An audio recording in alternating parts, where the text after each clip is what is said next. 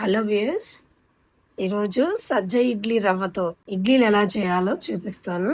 ఒక గ్లాసు మినప్పప్పు తీసుకొని శుభ్రంగా కడిగి పక్కన పెట్టుకోవాలి. రవ్వ 2.5 గ్లాసులు తీసుకోండి. అవి శుభ్రం చేసి నీరు పోసి మళ్ళీ పక్కన పెట్టుకోండి. మెంతులు 1/2 స్పూన్ కడిగి శుభ్రం చేసి పక్కన పెట్టుకోండి. ఇడ్లీకి 2 గంటలు నానబెడితే సరిపోతుందండి.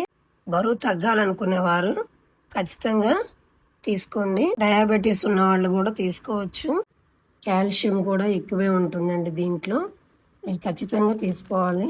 ఫ్రెష్ వాటర్ పోసి ఇంకా గ్రైండర్లో రుబ్బేయడమేనండి. రుబ్బేటప్పుడు మెంతులు కూడా వేసేసుకోండి. నేను ఎప్పుడు గ్రైండర్లోనే రుబ్బుతాను. ఎక్కువ ఒదుగుతుంది కూడా, టేస్ట్ కూడా చాలా బాగుంటుంది. ఇది 2 రోజుల వరకు బాగుంటుందండి. తర్వాత పులుస్తుంది. గ్రైండర్లోంచి పిండి తీసేసానండి. ఇప్పుడు రవ్వ కలుపుతున్నాను. సజ్జలతో చాలా రకాల వంటలు చేసుకోవచ్చండి. దోశలు వేసుకోవచ్చు, ఉప్మా చేసుకోవచ్చు, జావ కూడా కాసుకోవచ్చండి. ఈ రెసిపీస్ అన్ని నేను త్వరలోనే మీకు అవి కూడా చూపిస్తాను.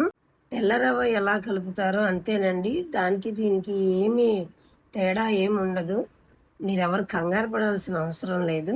అది ఎలాంటి కొలతలో అలాగే వేసుకోవచ్చు, అలాగే కలుపుకోవచ్చు. ఇది 5-6 గంటలు పులియబెట్టండి.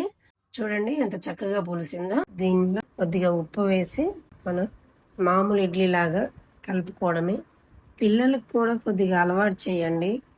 చిన్నగా అయినా ఒక్కొక్క ఇడ్లీ పెట్టి అయినా వాళ్ళకి హెల్త్కి చాలా మంచిదండి. ఇడ్లీ పాత్రలో వేసుకుందామండి. 10-15 నిమిషాలు ఉంటే సరిపోతుందండి. చూసారా ఎంత మెత్తగా ఉన్నాయో, మీరే చూడండి.